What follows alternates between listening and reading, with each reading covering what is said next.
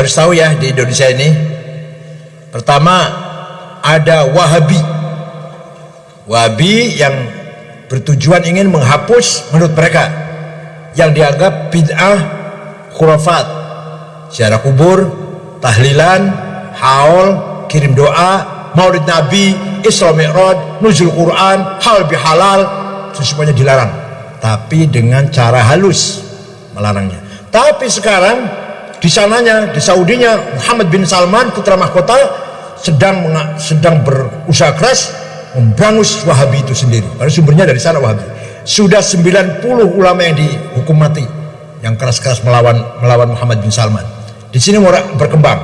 Itu jadi pesantrennya baru-baru ada apa? As-Sunnah di Cirebon, As-Soffah di Lenteng Agung, apalagi banyak. Ali bin Abi Thalib di Surabaya itu mengajarkan ajaran Wahabi yang menafikan, menyingkirkan, ingin menghapus kearifan lokal. Kearifan lokal ingin dibuang dengan diganti Arabisme lah kira-kira. Diganti potongan Arab jadinya, penampilan Arab. Padahal Islam bukan Arab. Jadi mereka maunya tapi dengan cara halus. Yang lebih keras namanya Salafi. Saya terbuka sekali. Jarang orang terbuka kayak gini. Nggak berani lah. Kalau Wahabi masih halus, yang keras sama tujuannya tapi keras. Salafi, siapa itu? Ja'far Talib, Laskar Jihad, Farid Uqbah yang sudah ketangkap itu, Farid Uqbah terlibat teroris juga, Umar Baswed, Khalid Bawazir dan banyak lagi. Itu Salafi. Anunya pusatnya di Yaman, di kota Damaj. Syekh Mukrin, anunya madhabnya namanya Syekh Mukrin. Kalau Syekh Korni. Kalau di Saudi Muhammad bin Abdul Wahab. Lebih keras lagi namanya Ansarut Tauhid, Abu Bakar Bashir, Amrozi Al-Ghufran, Imam Samudra. Non muslim boleh dibunuh, gereja boleh dibom. Ini Ansarut Tauhid, JAT. Yang muslim jangan dibunuh atau masih jangan. Lebih dari itu namanya JAD, Jamaah Ansarud Daulah. Semua kita ini kafir semua ini. Yang menerima Pancasila kafir. Semua tauhid. Masjid pun boleh dibom. Orang Islam pun boleh dibunuh. Maka yang ngebom masjid, yang rusuk Pak Wiranto di Banten itu namanya Ansarud Daulah. Bukan Ansar Tauhid, kalau tadi Abu Bakar Bashir. Ansarud Daulah. Ini yang di hadapan kita. Nah, yang masuk ke perguruan tinggi namanya aktivis tarbiyah. Saya kira ada ini di UNJ ada ya Pak Komar. Saya kira di UNJ juga ada ini tarbiyah. Ini kelompok tarbiyah yang dikaji bukunya Said Qutb tadi, terjemahan buku Said Qutb Ma'alim Fit Thoriq, ITB, IPB, ITS, ada semua itu. Di UI sedikit sudah mulai agak hilang setelah rektornya sekarang baru Pak Ari ini. Dulu waktu sebelum Pak Ari agak maju, agak kelihatan gerakannya. Di Undip ada dosen Profesor Suteki nulis berlembar-lembar berhalaman tentang dukungan konsep khilafah. Profesor doktor juga, guru besar Undip. Luar biasa ini, mereka terpengaruh melalui medsos dan melalui komunikasi yang sangat canggih luar biasa ini. Jadi memang sudah ada dalam diri kita, bahkan masuk ke dalam Kementerian BUMN semua ada, di Telkom, PLN, di Pertamina semua ada, di Kedokteran Jenderal Pajak, di LAN-nya yang ya itu negara itu sudah ada, di Departemen Keuangan banyak sekali, di keluarga tentara, di keluarga polisi, bahkan di polisinya ada. Mbah Maimun Zubair, Mbah Ki Fakih Mas Kumambang, Ki Abdul Aziz Mashuri, dan Syekh Ulwan Al-Hasani menulis kitab dan takridat An-Nusus Al-Islamiyah Firraddi ala Madhabil Wahhabiyah. Di buku itu halaman 12 musannif bercerita bahwa golongan Wahabi yang suka ngafir-ngafirkan Pancasila itu, yang suka bid'ah-bid'ahkan tahlil, yang suka memusyrik-musyrikkan tawassul, yang suka membid'ahkan maulid, golongan Wahabi itu difasilitasi, didukung pendiriannya oleh para musuh Islam dari agama Yahudi. Pendiri Wahabi yang bernama Muhammad bin Abdul Wahhab itu murid dari tokoh Yahudi intelijen Inggris namanya Jeffrey Hamper. Ini halaman 12. Kalau zaman nggak percaya, tak kampleng. Karena yang nulis nggak main-main. Mbah Maimun Zubair, Mbah Fakih, Rois awal zaman Mbah Hasyim Asy'ari. Halaman 14 bertutur begini. Tahun 1923-24 terjadi pembunuhan massal di Arab oleh tentara Wahabi. Ribuan orang dibunuh, hafid Quran dibunuh, ulama dibunuh, orang sedang tadarus juga dibunuh, anak-anak dibunuh, dan makamnya termasuk makam para wali, makam para sahabat, makam para syuhada digusur, didosor rata dengan tanah. Ulama yang hidup dibunuh, ulama yang mati makamnya digusur, dan kitab yang ada di almarinya para ulama itu dirampas. Lalu setelah kitab itu dirampas, dimusnahkan. Ada ribuan tafsir, ada ribuan sahih Bukhari, ada ribuan sahih Muslim, dan yang lain-lain. Kitab-kitabnya ulama dirampas, ulamanya dibunuh, lalu kitab yang dirampas dimusnahkan. Kemudian setelah kitab yang asli dimusnahkan, mereka kaum Wahabi mencetak Sahih Bukhari, tapi beberapa kalimatnya dirubah. Mencetak tafsir Sawi, Syarah Jalalain, tapi beberapa kalimatnya dihilangkan. Di Google ini ada. Kalau mau buka, silahkan pakai modem Arab, terus nulis Tahriful Wahhabiyah lil Kutub, tulis begitu. Nanti akan muncul sekian banyak kitab yang dipalsukan itu. Kenapa NKRI harus dijaga? Kalau Wahabi bisa menggusur makam yang di Arab, alhamdulillah Wahabi tidak akan bisa menggusur makam Wali Songo dan makam masyayikh habaib yang ada di Indonesia. Kalau Wahabi bisa merampas kitabnya ulama lalu dimusnahkan, dan itu di Arab, kitab-kitab asli di situ kiri utuh,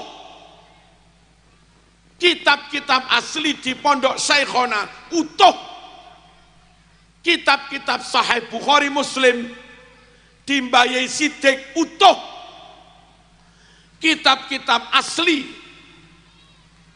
di situ Pondok Kiai As'ad utuh, kitab asli di Sarang, di Krapyak, Ploso, Lirboyo, langitan utuh. Sungguh negeri ini wajib kita jaga, sebab Sahih Bukhari yang asli ada di Indonesia. Salafi ya, dulu pondok-pondok di Jawa disebut dengan pondok salaf ya. Kalau di Sumatera pondok salaf juga dulu. Iya, pondok salaf. Salaf itu artinya perbedaan dengan khalaf, dengan modern. Yang modern ini ada sekolah, ada ijazah. Nah, pondok-pondok yang mengajarkan kitab kuning, syaratnya ada pelajaran kitab Ihya Ulumuddin, disebut dengan pondok salaf. Ada Imriti, ada Alfiyah bin Malik ya, ada Fathul Qarib, Fathul Mu'in, Fathul Wahhab, itu pondok salaf. Lalu ada orang namanya salafi. Nah, yang salafi ini yang beda dengan kita itu sebenarnya Wahabi.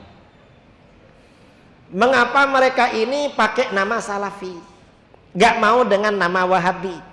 Ini memang trik mereka, cara mereka. Mengapa? Pada awalnya dulu orang-orang Wahabi itu bangga dengan nama Wahabi. Dari bangganya pada nama Wahabi, ada seorang ulama Wahabi namanya Syekh Sulaiman bin Sahman An-Najdi. Gurunya Raja Abdul Aziz, pendiri kerajaan Saudi Arabia, menulis kitab berjudul At-Tuhfatus Saniyah wal Hadiyatul Wahabiyah An-Najdiyah, anugerah yang luhur dan hadiah Wahabi dari Najd. Jadi oleh Wahabi ini dianggap anugerah dan hadiah yang luhur. Mereka bangga dengan nama itu. Lalu terjadi perang saudara sesama Wahabi. Setelah terjadi perang saudara, saling bunuh-membunuh, nama Wahabi menjadi jelek. Mengapa? Kerjanya membunuh saudaranya sendiri. Akhirnya apa? Karena Wahabi ini tidak percaya diri dengan nama Wahabi, merasa malu, minder, karena kesannya jelek. Wahabi ganti nama Salafi. Namanya Salafi. Karenanya Wahabi yang di sini namanya Salafi. Kalau dibilang Wahabi, mereka enggak Kiai, saya ini bukan Wahabi. Apa? Kita ini Salafi. Gak mau dengan nama Wahabi. Tapi kalau ada orang berbicara Wahabi, mereka tersinggung duluan. Katanya bukan Wahabi, tapi kok orang berbicara Wahabi tersinggung. Ya mereka ini cuma nama aja. Dan ini gak cocok, nama Salafi bagi mereka gak cocok. Mengapa gak cocok? Karena Salafi secara syarak, yang dimaksud Salafi itu, Salafi ini kata Syekh Muhammad Said Ramadan Al-Buti, itu bukan pemikiran, tapi marhalah zamaniyah mubarakah. Fase perjalanan yang diberkati, yaitu 3 abad pertama di dalam Islam. Itu namanya salaf. Jadi orang yang hidup pada abad pertama, kedua dan ketiga itu kaum salaf. Setelahnya itu kebalikan salaf, yaitu kaum khalaf. Kalau orang Wahabi mengaku dirinya salafi, loh mereka hidup sekarang bukan hidup dulu. Kok bisa namanya salafi? Apa mereka itu percaya kepada reinkarnasi? Berarti kan mengadopsi ajaran Hindu. Ini mereka. Problem memang nama Salafi. Dan Wahabi ini ya propagandanya mengikuti manhaj salaf. Padahal ulama salaf itu manhajnya tidak satu. Metode pemikirannya tidak satu. Banyak ulama-ulama. Dan mazhab 4 ini dari salaf semua. Nah, Wahabi ini, salafnya Wahabi ini tidak diambil semua, tetapi dilokalisir kepada pemikiran Imam Ahmad bin Hanbal. Selain pemikiran Imam Ahmad, walaupun lebih dulu daripada Imam Ahmad, oleh Wahabi tidak dianggap sebagai pemikiran salaf. Ini curangnya dia. Ini yang pertama. Yang kedua, Imam Ahmad ini kan punya satu mazhab. Pemikiran Imam Ahmad bin Hanbal ini gak diambil semua sama Wahabi, tapi masih disempitkan lagi, dilokalisir ya, pada pemikiran-pemikiran Imam Ahmad yang diterima oleh Syekh Ibnu Taimiyah. Ibnu Taimiyah ini hidup pada akhir abad ke-7 dan awal abad ke-8. Nah, dan menurut Wahabi, pemikiran Ibnu Taimiyah yang berbeda dengan Imam Ahmad bin Hambal, maka pendapat Imam Ahmad bin Hambal gak diambil. Mengapa? Yang dianggap salafi adalah pikiran Ibnu Taimiyah, padahal abad ke-8. Lalu dipersempit lagi. Tidak semua pikiran Ibnu Taimiyah itu diambil oleh Wahabi. Dipersempit pada pikiran pendiri Wahabi, Syekh Muhammad bin Abdul Wahab An-Najdi. Karena itu, kalau ada pendapat Ibnu Taimiyah berbeda dengan Syekh Muhammad bin Abdul Wahab An-Najdi, pendapat Ibnu Taimiyah gak diambil. Mengapa? Itu bukan salaf. Yang salaf adalah Muhammad bin Abdul Wahab. Sebagian salafi yang di Indonesia mempersempit lagi kepada Wahabi modern dari Yordania, Syekh Nasir Al-Albani. Pendapat pendiri Wahabi yang gak sama dengan Albani tidak dianggap salafi, Albani yang dianggap salafi. Makanya Wahabi ini semakin lama semakin gak karu-karuan cara ibadahnya. Beda dengan ibadahnya Wahabi yang dulu-dulu. Wahabi yang dulu-dulu itu cara sholatnya, ini cara sholat ya, bedanya dengan kita, mereka gak mau usolli, lalu tidak mau baca kunut dan membaca pelan basmalah. Itu yang dulu. Sekarang bukan cuma itu. Wahabi yang sekarang ini cara berdirinya beda. Kalau Wahabi yang dulu posisi kakinya sama dengan kita, bagian depan kira-kira 1 jengkal, bagian belakang kira-kira, yang depan itu 1 jengkal, bagian belakang 1 genggam. Yang sekarang ini jarak kakinya kira-kira setengah meter dan menginjak kaki jamaah sebelah. Yang dulu kayak begitu. Ini Wahabi modern. Lalu posisi tangan, ya, kalau yang dulu tangannya sama dengan kita, di bawah susu, di atas pusar. Yang sekarang di bawah leher. Wahabi diambil dari kata Muhammad bin Abdul Wahab, maka pengikutnya disebut Wahabi. Tapi karena nama itu sudah terlalu buruk, negatif, maka berganti baju menjadi Salafi. Untuk membuat orang supaya tak lupa, maka disebut dengan Salafi Wahabi. Salafi baju baru, Wahabi baju lama. Menyikapi tentang Wahabi ini ada kelompok yang pertengahan, ada yang ekstrim, ada yang membenarkan sama sekali. Sudah saya bahas dalam buku 37 masalah populer, masalah yang ke-36. Masalah 37 Syiah, masalah 36 Salaf dan Salafi. Ada yang ekstrim, sampai mengatakan Wahabi ini perampok, membunuh orang, asal lain dengan dia pancung kepala. Tapi ada yang pertengahan, di antaranya ulama Al-Azhar. Syekh Atiyah Sokor mengatakan Salafi ini kalau dia tak menyalahkan orang lain, dia masih bisa berdialog. Ini gerakan yang bagus, karena dia membantah TBC, tahayul, bid'ah, khurafat. Bagus. Ada posting yang sangat bagus, saya bacakan. Ada postingan yang sangat bagus dari seorang Salafi, tapi sama saya sangat baik.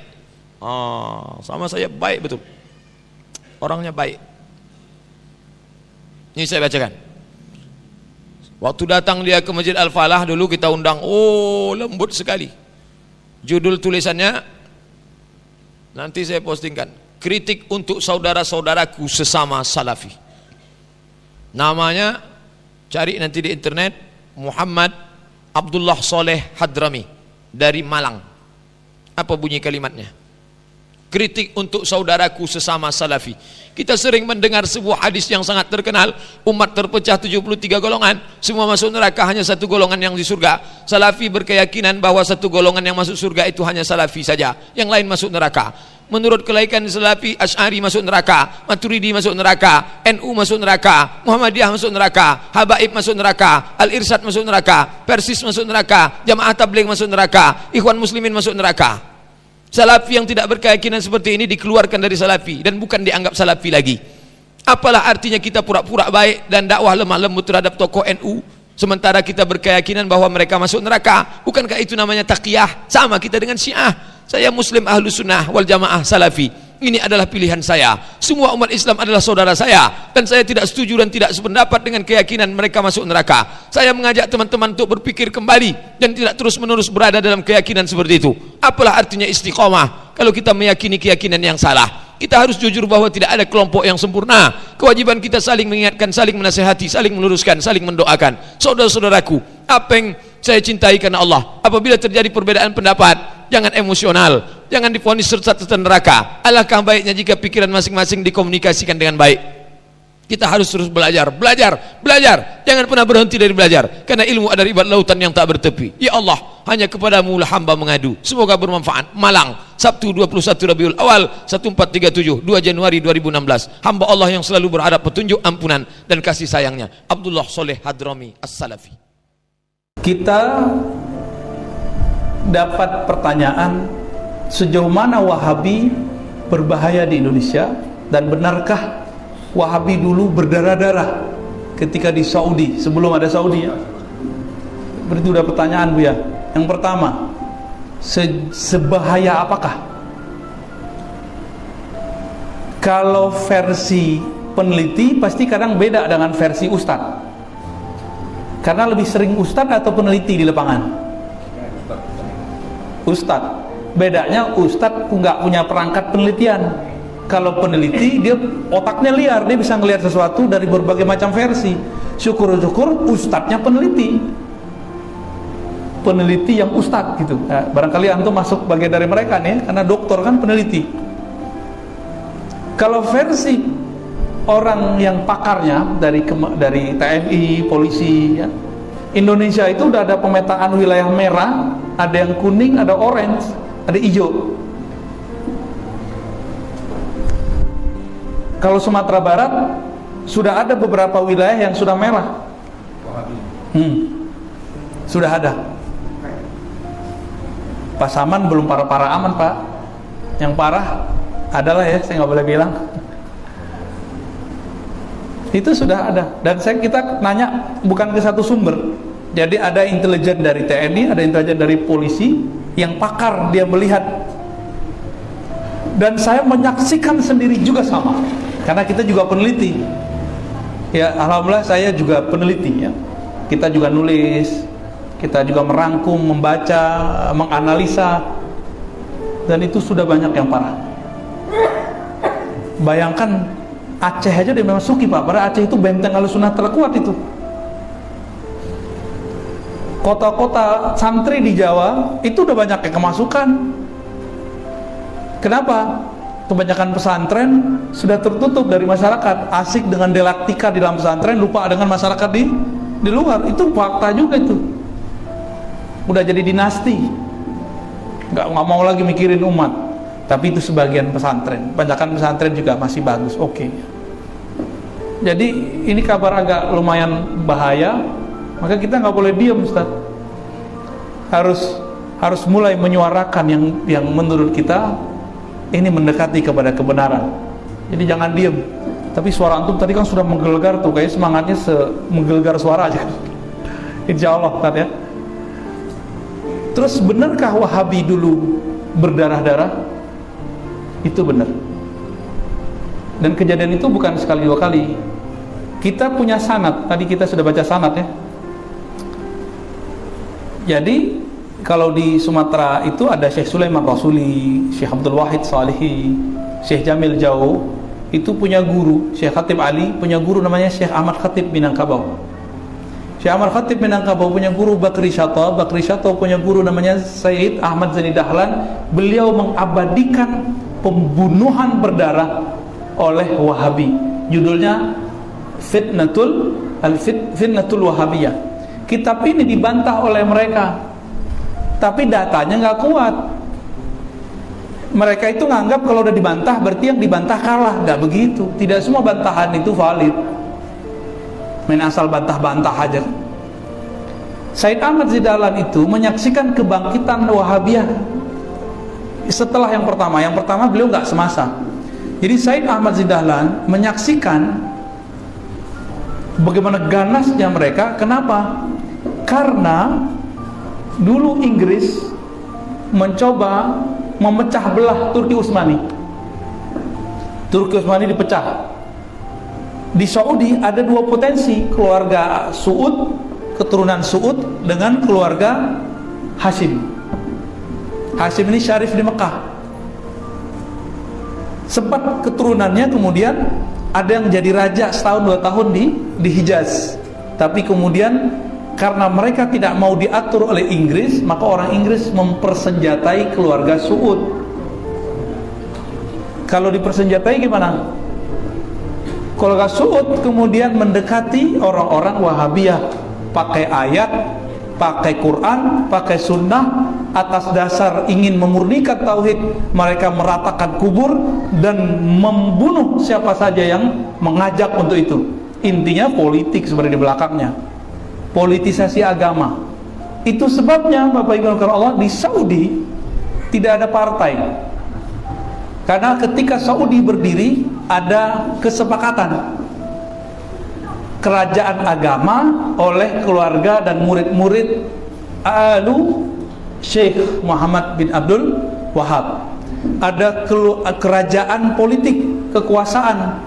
Ini dipegang oleh Alus Suud, keluarga Suud. Jadi mereka udah bagi dua. Tapi keluarga yang Suud ini minta kepada keluarga Alus Syekh, kalau buat fatwa yang jagain kami. Kalau kerajaan boleh nggak ada partai? Sebenarnya boleh kalau perdana menteri, tapi mereka nggak boleh. Maka di sana nggak ada partai, Pak. Nggak ada demo, nggak haram demo. Nggak ada demokrasi, bagi mereka nyoblos itu haram. Jadi teman-teman Salafi bawa fatwa itu ke Indonesia, makanya mereka nggak nyoblos. Terus yang lucu apa? Mereka pakai fatwa pemerintah sezolim apapun tidak boleh dilawan, dikritik. Emang kita sepakat nggak boleh kita berontak, nggak boleh, kritikan boleh. Ya. Tapi pemerintah ini menggunakan demokrasi. Demokrasi kan haram menurut dia. Coba nanti dibayangkan, Pak. Saya nih fatwakan nggak boleh nyoblos. Di sini ada Muslim, non Muslim. Kira-kira yang terpilih siapa? Saya nih memfatwakan, Bapak Ibu tidak boleh nyoblos. Gimana? Yang menang non Muslim. Ya. Nah ini akibatnya. Maka fatwa-fatwa mereka kurang berkenan, kurang relevan sebenarnya. Jadi gitu, Ustaz. Jadi benar bahwa ada sejarahnya dan bukan hanya Said Ahmad Zahid yang nulis, itu juga ditulis oleh penulis-penulis dari barat. Keturunan Nabi pun ikut mereka bunuh. Itu benar kan, keluarga Hashim mereka bunuh sebagian. Yang selamat itu yang kerajaan Yordan itu, karena mereka sudah punya kekuasaan di sana.